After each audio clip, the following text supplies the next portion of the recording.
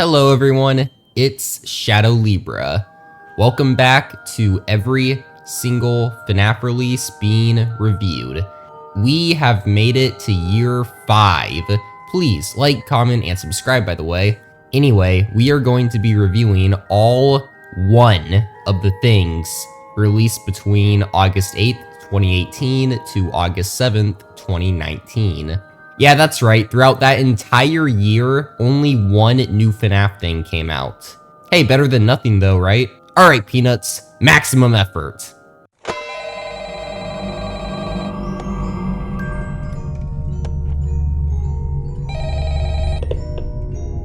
Hello? I wanted to record a message for you to help you get settled in on your first night. Welcome to Freddy Fazbear's Pizza. There's really nothing to worry about. The animatronic characters here do get a bit quirky at night, so just be aware, the characters do tend to wander a bit.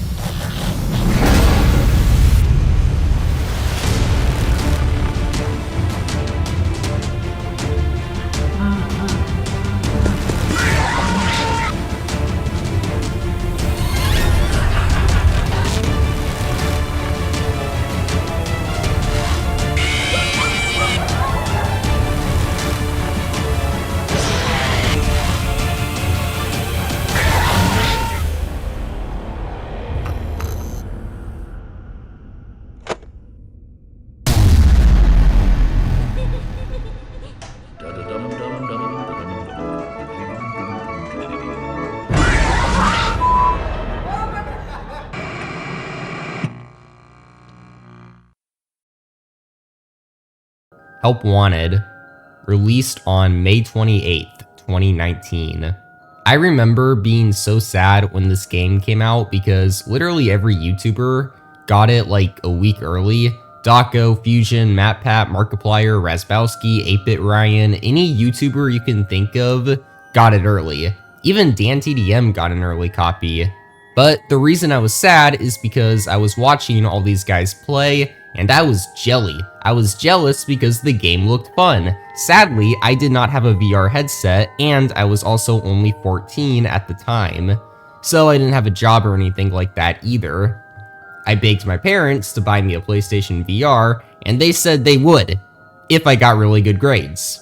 By the end of the school year, I kinda did really poorly in school. To this day, I'm shocked I even managed to graduate. Anyway, 8th grade ended and I got C's and B's. Yeah, my parents did not buy me the VR.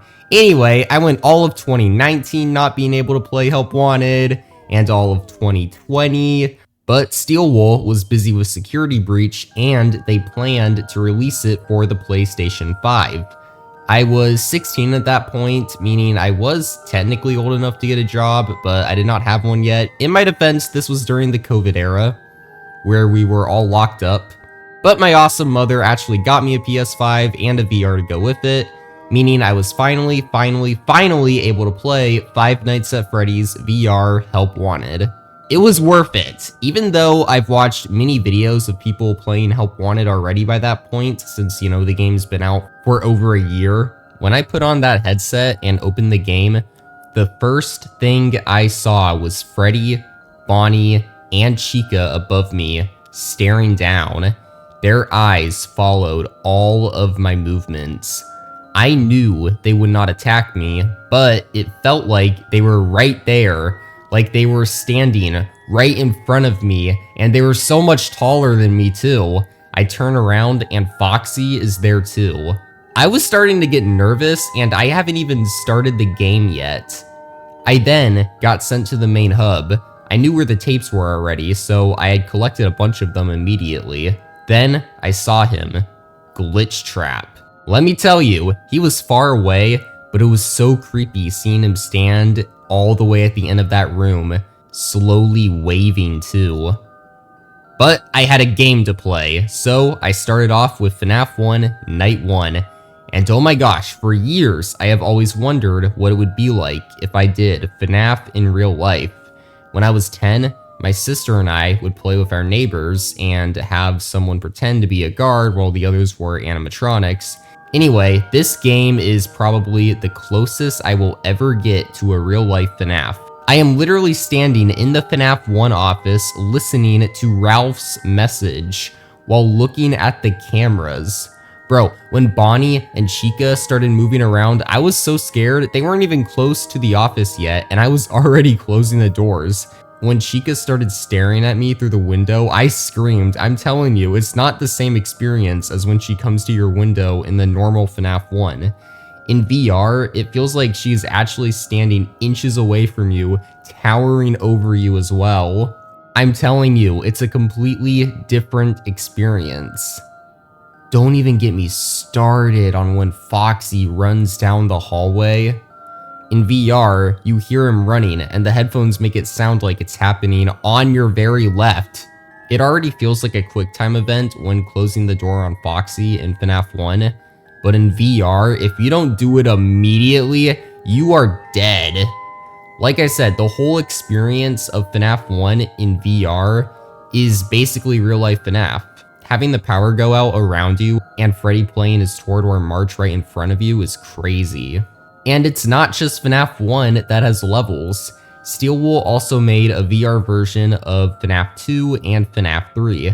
Oh boy, FNAF 2 is one of the hardest games in the series, but in VR, it's actually pretty easy. Seriously, I don't think I've ever died playing the FNAF 2 mode except for the puppet on night 2 because you get a coin for letting the puppet kill you. But yeah, the main difference is in the original FNAF 2, multitasking is impossible. You have to check the halls, vents, music box, and put the Freddy mask on, and you can only do one at a time. However, in VR, you're able to check the halls and vents while winding the music box, and killing two birds with one stone really makes the game a lot easier. Not to mention, Withered Foxy goes away so much quicker in Help Wanted, and the withered animatronics only move on night 6, meaning half of the animatronics just don't do anything for most of that mode. I'll be honest, the FNAF 2 levels in this game are kind of boring.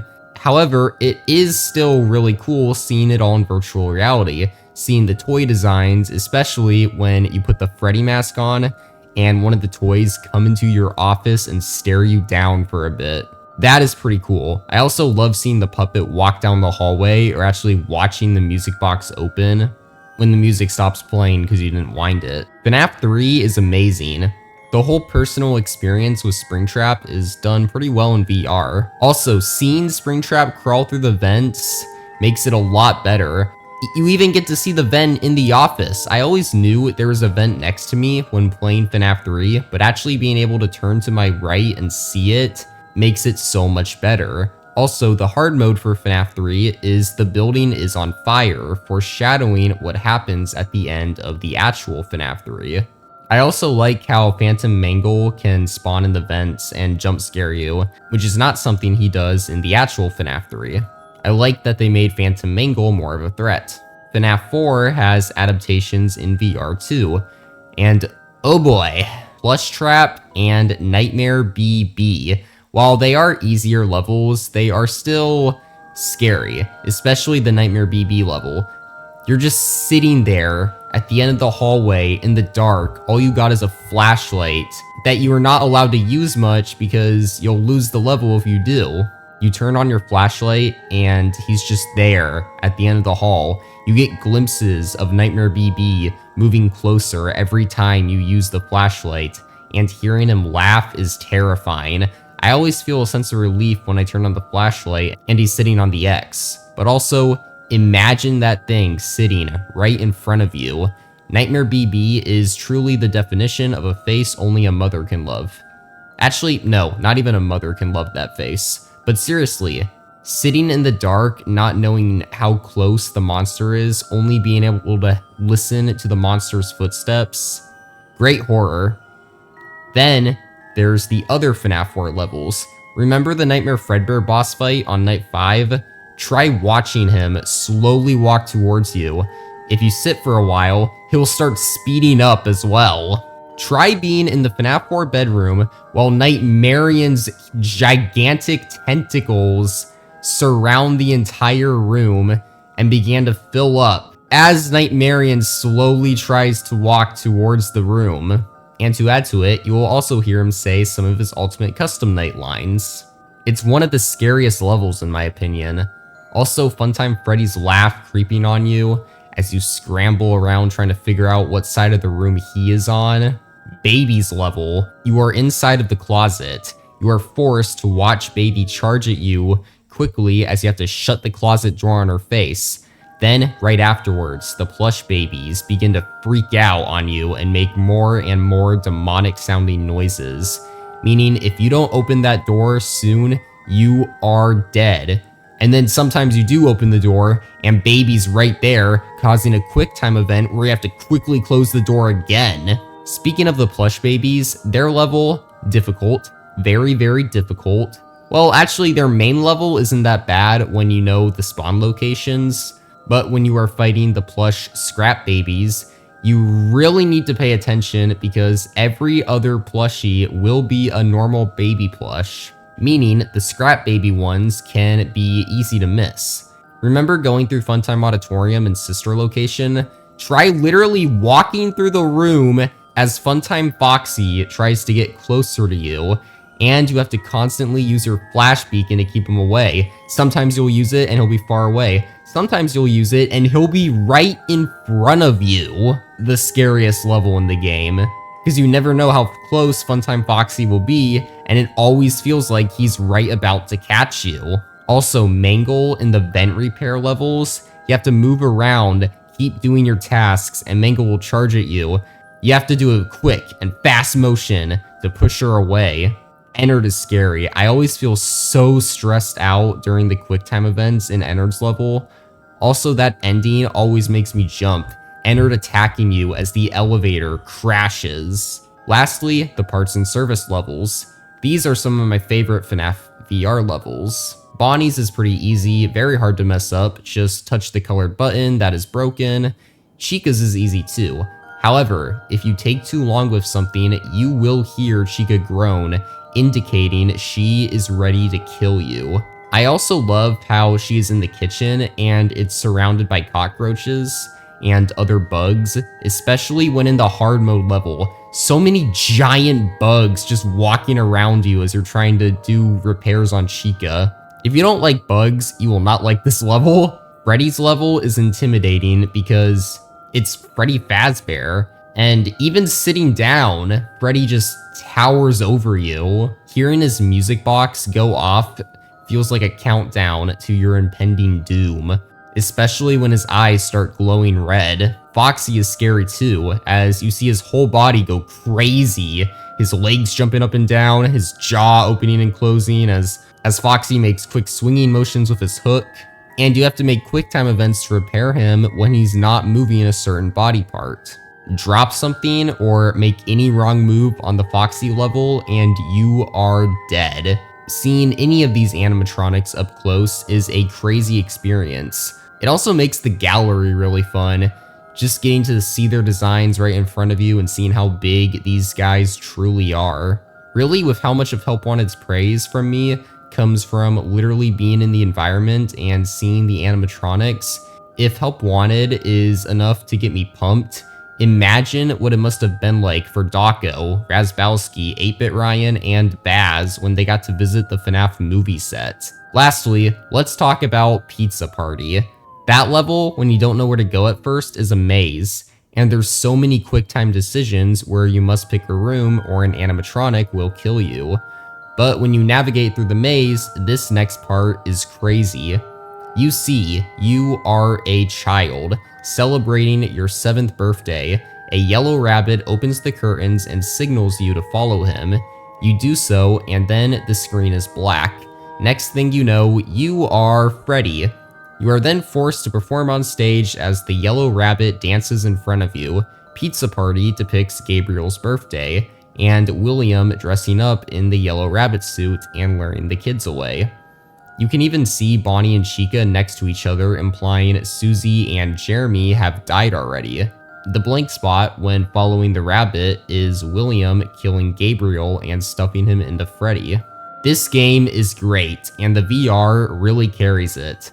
I love Help Wanted and Help Wanted 2 as well, and I'm glad I got to talk about it as much as I did, because this game is top tier FNAF. So with that done, usually I do my favorite FNAF release of the year, but, well, yeah, this is a toughie. Such a variety of choices.